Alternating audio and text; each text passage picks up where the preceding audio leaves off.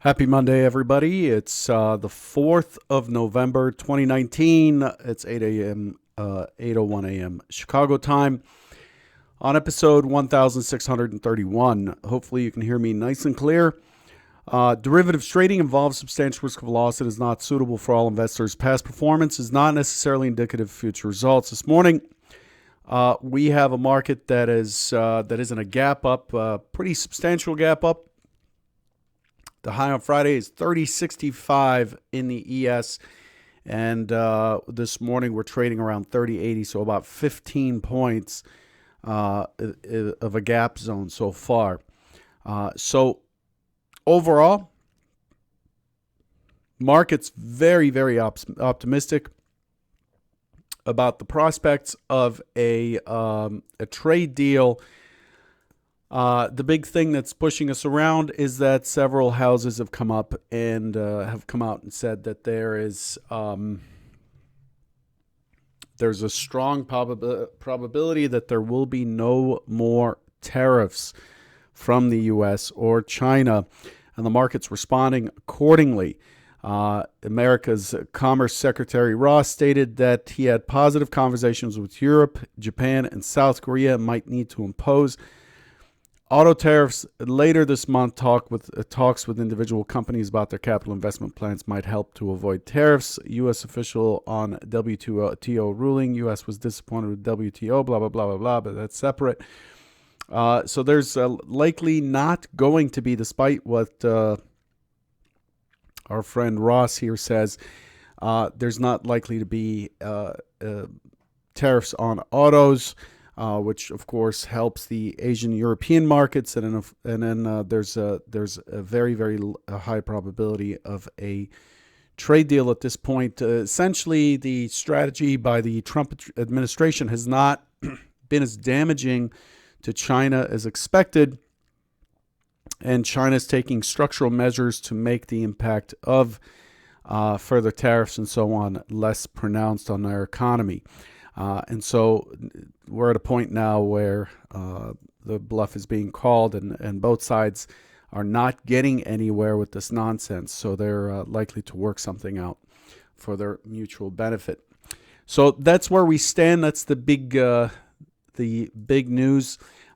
It's Monday, so I'll review for the week where we are in terms of releases. This morning we did get the German market manufacturing PMI final.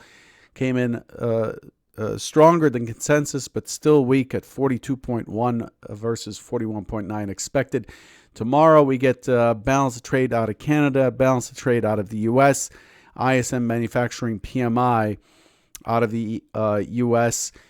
Wednesday, not too much. Canada IV PMI, balance of trade in Australia.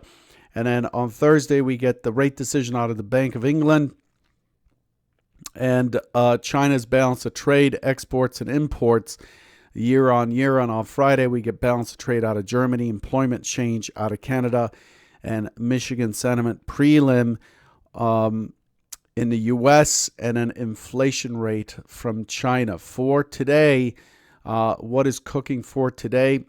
Really not all that much. We do have a few numbers here and there, but I'm not seeing anything really incredibly significant. ECB's new president, Lagarde, who comes from the IMF, I believe, is having her first speech as the president of the ECB at 3:30 Eastern today. The markets are likely to be paying attention to that. Let's dive right in to what we expected on Friday in our review segment. Friday's expectation, we were gapping up, expected a small pullback to the gap and a push into 30, 60, 61. I believe Friday's high is 65. We closed at about 63 and a quarter, I believe, with the gap remaining open as expected. So Friday's primary scenario was pretty much on point. And the secondary did not materialize at all. Here's what Friday's trade looked like. Pretty generic trade, really. An open auction out of range. You can see that open auction two-way pushes into our initial stock zone of 30.57. There were multiple stock zones in this area. Pulls right back, and then we get our first real impulse for the day, expecting right here, expecting a continuation play, a pullback and a continuation play. Didn't really get that. We get a small, tiny little consolidation continuation, and then it turns all the way over and comes all the way back to the opening swing high, which was 53.75, before it extends the range out. At this point right here, Friday was pretty much done. Pretty quiet trade. A lot of buying into the close. If you look at the delta on Friday, very strong buying into this close. We do have a weakish high.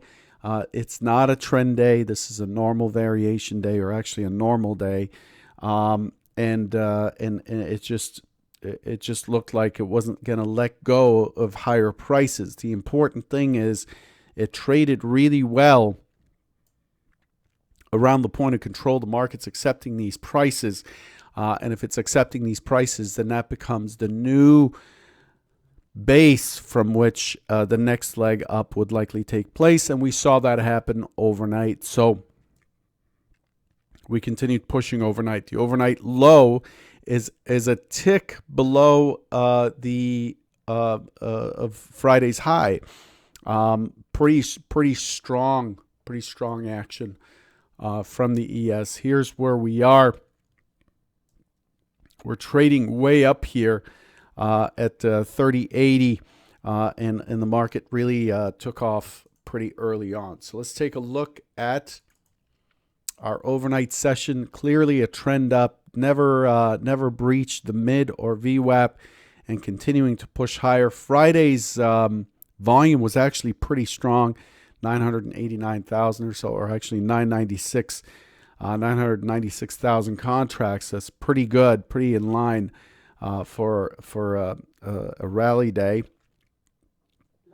It's pretty decent, pretty good participation. And then the overnight last night basically continues this push up, and you can see that the market fought at these prices pretty well. The price discovery process has been pretty orderly, in my opinion, in the overnight. We push up, we consolidate, we push up, we consolidate, and we push up, and then now we're in this pullback consolidation. Looks pretty healthy to me. So overnight inventory is long in price and in volume as well. Not seeing a huge delta overnight, but overall, just typical rally kind of action. Not my favorite kind of action, to be honest with you. This is not the market that I can flourish in. I recognize this, and so I switch up what I do a little bit, and I basically get really picky about what I'm doing. So that's where we stand.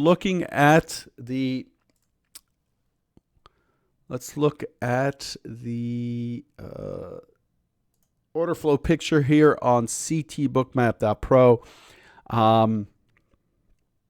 Overall, we're looking at let me see. Overall, we're looking at a market that's getting a lot of action to the upside. These strong pushes are not pulled back to. You could see there's a strong push there, and normally what we would do, this is a collision structure here, and normally what we would expect is a pullback to that area, consolidate, and continue. And it's just not able to do that. It's not able to pull back at all. It keeps pushing into these high liquidity areas. And these liquidity areas, to me, look a whole lot like targets, resting orders for targets, and they are really for selling. In addition to the idea that these are potentially areas where option plays come into effect, where the futures are used to lock in profits on options or to hedge delta or whatever, hedge risk on options. 3060 has the big liquidity down below. You can see it here. This has been resting here all night. And then above us, we do have 3085. The overnight high is around 3083, 75, something like that. And 3085 has some liquidity that's been sitting back here for some time. Above there, consider that the market is likely to run into some stumbling block. This is kind of a rule of thumb, okay? All you have to do is go look at options on futures and look at the strike prices to determine, to get a good idea of how the market might play. And so you could do that from the exchange or whatever, but if you go to the CME exchange, you will see how these strikes play out. So this is from the CME website, okay?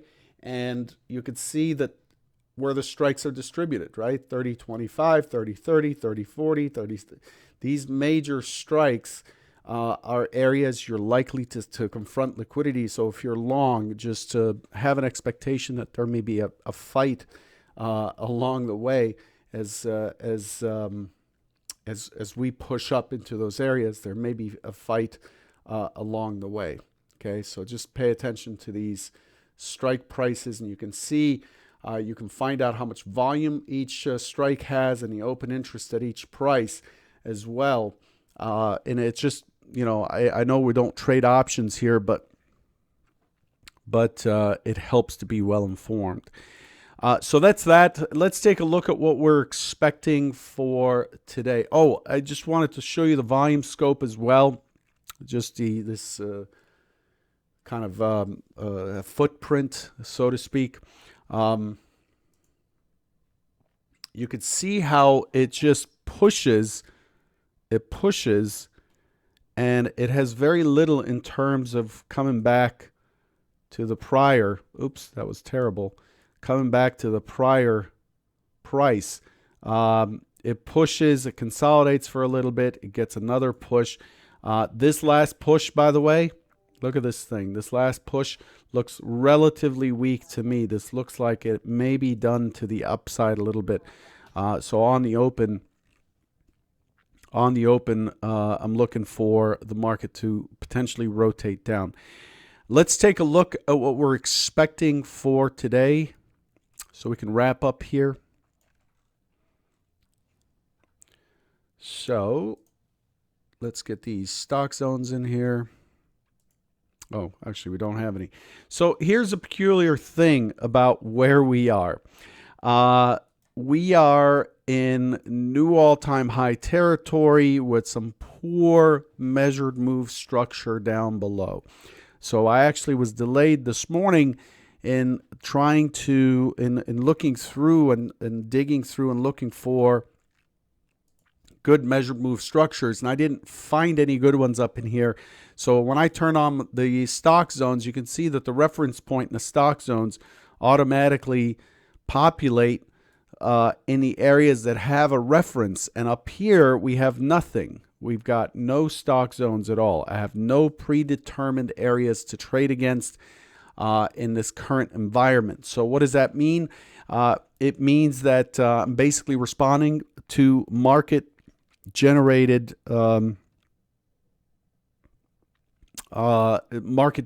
info from this morning. So what market generated levels can be created?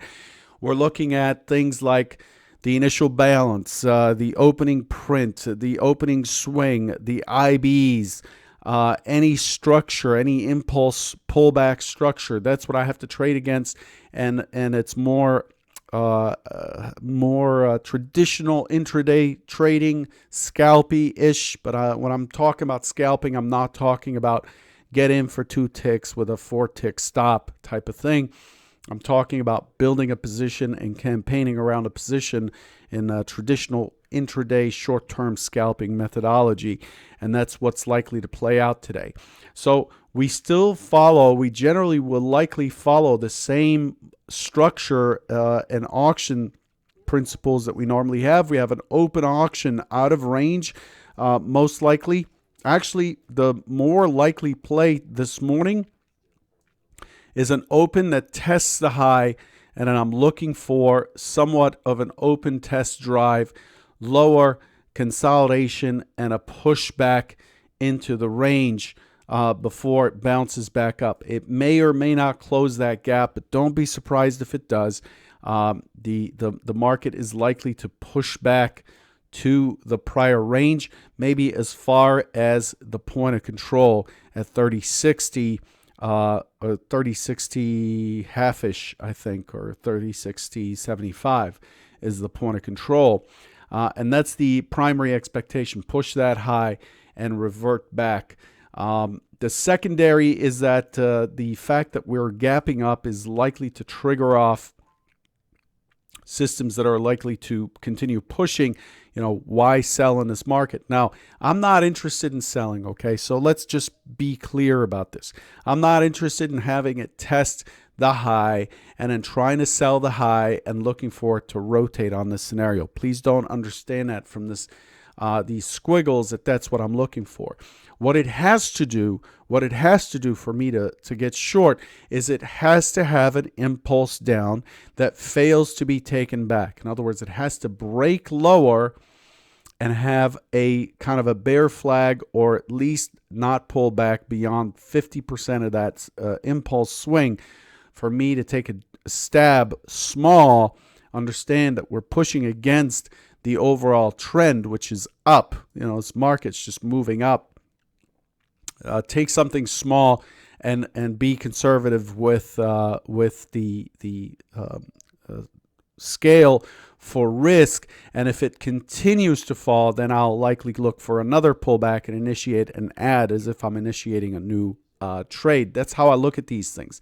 The secondary is an open auction that drifts down into the point of control, consolidates, moves a little bit lower, and then gets to a point where it's low enough, your guess is as good as mine, where buyers might step in and it may push up and then just hold steady into the close. So we have, it is Monday after non-farm payrolls. Generally, the range is not very good on these days, but this is unique in that we're at all-time highs. Not sure how it's going to play out, but in general, we have an open auction on the Monday, either in range or out of range, the Monday after non-farm payrolls. So I'm expecting that sideways play with the downward skew.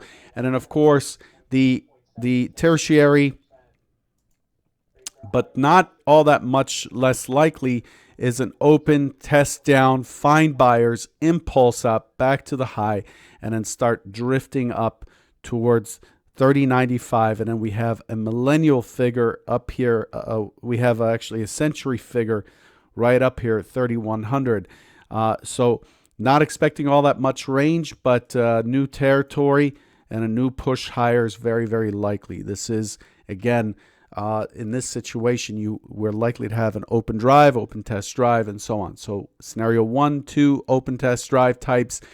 Scenario 1, 3, open test drive or open drive types. And then scenario 2 is more of an open auction that kind of grinds its way lower, simply because I'm seeing signs in the most recent action overnight where buyers are not able to hang on to those higher prices or not participating very well in terms of options. In terms of volume, delta volume. It's a lot to cover. Good luck today, and I'll catch you tomorrow morning. Take care.